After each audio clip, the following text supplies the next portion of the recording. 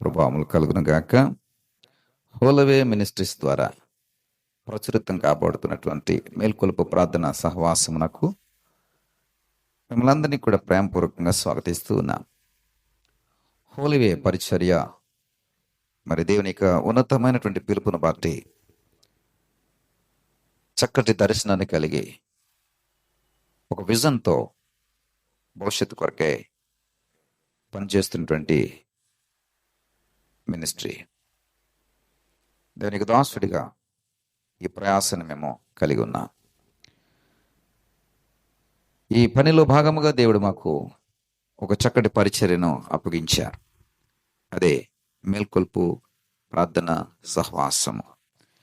ఇది ఉదయమునని YouTube channel ద్వారా, హోలివే ministries YouTube channel ద్వారా ప్రతి ఉదయం 5 గంటలకు రిలీజ్ చేయబడుతోంది. దీని కొరకే మిమ్మల్ని అందరినీ కూడా స్వాగతిస్తున్నాం. వీక్షించండి, మీకు తెలిసిన వారికి షేర్ చేయండి. ఈ విధంగా ప్రభు యొక్క సువార్తను ప్రతిరోజు ప్రచురపరిచే సాధనంగా మీరుండండి.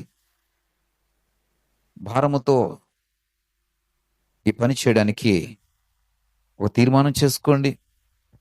దేవుని యొక్క ఆశీర్వాదములు, దీవెనలు సమృద్ధిగా పొందుకోండి. ఈ ఉదయకాల సమయంలో ఒక చక్కటి మాట దేవునికి వాక్యం ద్వారా తెలియచేయాలని ఆశపడుతున్నాను. సామెతల గ్రంథం 26వ వచనం, ఎండాకాలమునకు మంచు గిట్టదు, కోతకాలమునకు వర్షము గిట్టదు. ప్రియ సహోదరుడా, సహోదరి, ఎండాకాలమునకు మంచు గిట్టదు, రెండిటికి పడదు. వర్షాకాలంలో మంచు వస్తే బాగుంటుందండి? అది సరైన విధానం అండి? ఆ ఋతువులు సరైనటువంటి క్రమాన్ని కనపరుస్తున్నట్ట అండి? ఒకసారి ఆలోచన చేద్దాం. వర్షాకాలంలో మంచు పడుతుంది అంటే ఋతువుల క్రమంలో ఏదో తేడా ఉందని అర్థం. కాబట్టి వర్షాకాలంలో మంచు కురవకూడదు. అలాగే వర్షాకాలంలో నేను మంచు పడతాను అంటే, వేసవి కాలంలో నేను మంచు పడతానంటే, ఎండాకాలంలో నేను మంచు పడతానంటే ఎండాకాలానికి కోపం వస్తుంది. నేను నా కాలాన్ని నేను కనపరుస్తూ ఉండగా, నీవు కనపరచవలసినటువంటి కాలంలో కాకుండా నేను కనపరచవలసినటువంటి కాలంలో నువ్వు ఎలాగా మంచుగా కురుస్తావని ఎండాకాలము ప్రశ్నిస్తుంది. ఎండాకాలానికి అది గిట్టదు. ఎందుకంటే ఈ మంచు తన యొక్క క్రమమును తప్పుతోంది. కోతకాలం నాకు వర్షము గిట్టదు, కోతకాలం నాకు వర్షం.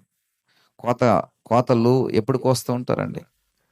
వర్షాలు తగ్గినప్పుడు, వర్షాలు లేనప్పుడు కోతలు కాస్తా ఉంటారు. కోతలు కోసే సమయంలో వర్షములు పడితే, కోత కాలంలో వర్షములు పడితే పంట నాశనం అయిపోద్ది, పంట చెడిపోద్ది, పంటకి నష్టం, రైతుకు నష్టం. మరి వారు ఎంతో అప్పుల సమస్యలో కురిగిపోతారు. కొంతమంది అయితే ఆత్మహత్యలు చేసుకుంటారు. ఎందుకంటే కోత కాలంలో ఏముండాలంటే చక్కటి పొడి వాతావరణం ఉండాలి, డ్రై వాతావరణం ఉండాలి. కానీ వర్షం ఏం చేస్తుంది? నేను వచ్చేస్తాను, నేను కృషి చేస్తానని చెప్పి కృషి చేసేటటువంటి ప్రయత్నం చేస్తుంది. అలా ప్రయత్నం చేసేటప్పుడు ఈ కోత కాలానికి ఈ వర్షంతో చెప్తుంది ఏంటంటే, నేను కోతకాలం అయ్యా, ఇప్పుడు పంటలు కోసే సమయము, ఈ పనులు నూర్చే సమయము, ధాన్యము కొట్లలో వేసే సమయము, ఇప్పుడు వచ్చి నువ్వు ఎలా పాడు చేస్తావు అని కోతకాలము ప్రశ్నిస్తుంది. వర్షాన్ని ప్రశ్నిస్తుంది. అంటే కోతకాలానికి ఏం గిట్టదండి? వర్షము గిట్టదు. అలాగే బుద్ధిహీనునికి ఘనత గిట్టదు. నేను చూస్తూ ఉంటాను పరిచర్యలో కానీ, వ్యక్తిగత పరిచయాల్లో కానీ, వ్యక్తులను గణపరచాలనే ఉద్దేశం అయితే కాదు, కానీ వారిని గణపరచుట ద్వారా ఒకరిని ఒకరు సన్మానించుకున్నాడని వాక్యం సెలవిస్తుంది కదా. అలాగే సన్మానించడం అంటే గౌరవించడం, వారికి సత్కరించడం, వారికి సముచిత స్థానం ఇవ్వడం, వారిని మర్యాదపూర్వకంగా చూడడం, వారికి చక్కటి ఆ ప్రాముఖ్యతతో వారిని సత్కరించడం చేస్తూ ఉంటాం. అయితే ఈ ఘనత వారికి కిట్టదు. ఎందుకని? మనము ఉండండి, మంచిగా వంతగా ఘనమైన రీతిలో ఉండండి, హెచ్చైన స్థితిలో ఉండండి, ప్రాముఖ్యమైనటువంటి స్థానంలో ఉండండి, ఇలాగ మనము ఒక ఉన్నతమైనటువంటి స్థానాన్ని ఘనతనిస్తూ ఉంటాం.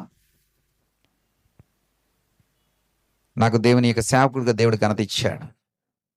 ఒకవేళ దేవుని సేవకుడిగా నేను ఈ ఘనతను సద్వినియోగపరచుకోకపోతే నేను ఏమన్నంటే బుద్ధిహీనుడిని. దేవుని యొక్క పనివాడిగా నాకు ఇచ్చినటువంటి ఘనతను నేను సరైన రీతిలో వాడుకోలేకపోతే నేను బుద్ధిహీనుడిని. ఒక విశ్వాసిగా దేవుడు నిన్ను తన బిడ్డగా, తన కుమార్తెగా నిన్ను ఏర్పరచుకున్నాడు. నువ్వు ఆ రీతిలో ఉండలేకపోతే నువ్వు బుద్ధిహీనుడవు, బుద్ధిహీనురాలవు. ఒక సంఘ పెద్దగా దేవుడు నిన్ను ఉంచాడో, సంఘ పెద్దగా నీకు ఘనతనిచ్చాడో, సంఘ పెద్దగా నిన్ను సత్కరించాడో, కానీ నువ్వు అలా ఉండలేకపోతే గనక నువ్వెవడు అంటే బుద్ధిహీనుడవు. ప్రియ సహోదరుడా, సంఘ పెద్దనే కాదు, నీకు ఇవ్వబడినటువంటి ఏ ఘనతనైనా పరిశీలన చేసుకో.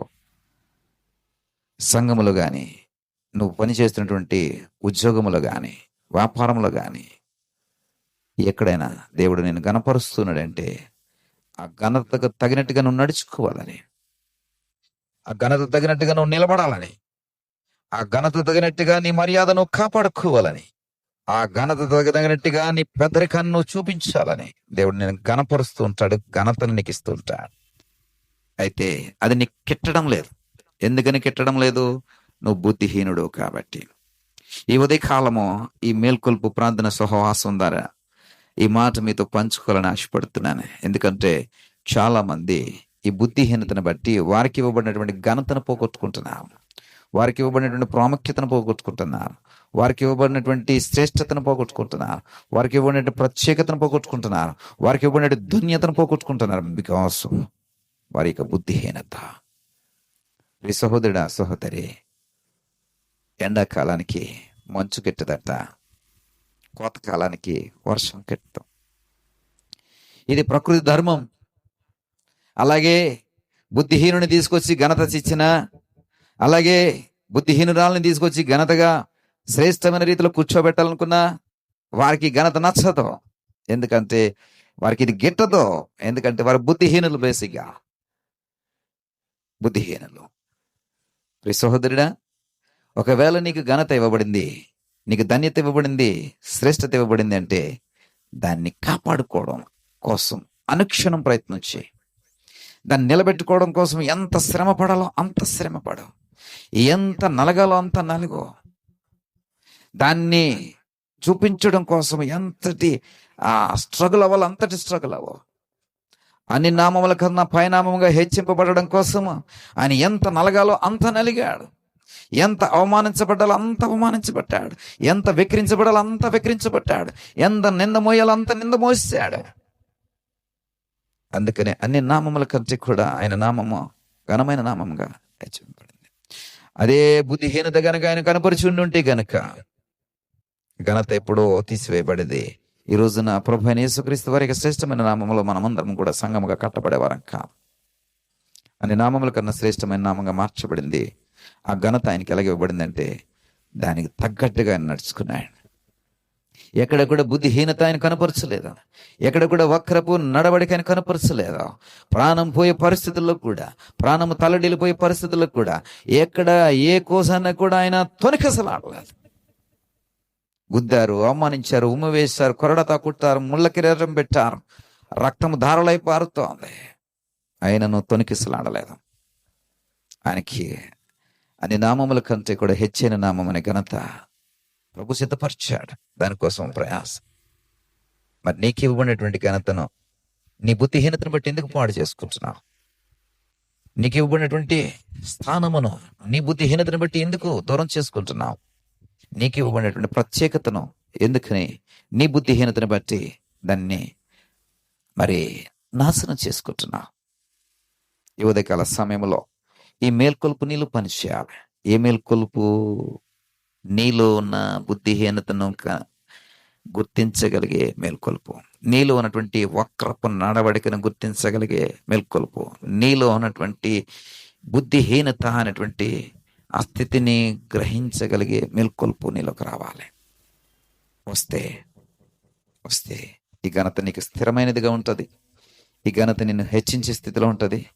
ఈ ఘనత నీకు భూషణంగా, కిరీటంగా ఉంటుంది. దేవుడు నేను దీవించునుగాక. ప్రార్థన చేసుకుందాం. దగల తండ్రి, కృపగల దేవ, మాకు ఇచ్చిన ఈ సమయాన్ని బట్టి మీకు స్తోత్రాలు. అవును ప్రభువా, మాకు ఇవ్వబడినటువంటి ఘనత మాకు కిట్టడం లేదు. ఎందుకంటే మేము బుద్ధిహీనులం. బుద్ధిహీనమైన ప్రవర్తన, బుద్ధిహీనమైన నడవడిక, బుద్ధిహీనమైనటువంటి ఆలోచన విధానం, బుద్ధిహీనమైనటువంటి ప్రభా ప్రవర్తన నియమావళి, జీవన విధానం. ఇదిగో ప్రభా, ఎండాకాలమునకు మంచు ఎలా కిడతలేదో, కోతకాలమునకు ఏ విధంగా అయితే వర్షము కిడటం లేదో, అలాగే మాకు ఘనత ఇవ్వడం మాకు కిట్టడం లేదు. ఎందుకని మాకు కిట్టడం లేదంటే మాకున్నటువంటి బుద్ధిహీనతే మమ్మల్ని ఘనతకు దూరం చేస్తుంది. బాబు, మాకు సహాయం చేయండి. మా బుద్ధిహీనతల నుండి బయటికి రావడానికి, ఈ మేల్కొలుపు ద్వారా బుద్ధిహీనతను మేము బుద్ధి కలిగినటువంటి స్థితిలోనికి మార్చుకోవడానికి మాకు కృప చూపించండి. మహిమ, ఘనత, ప్రభావం మీరే పొందుకున్నామని యేసు వారి నామమున బట్టి ప్రార్థించి వేడుకుంటున్నాం తండ్రి. ఆమేన్.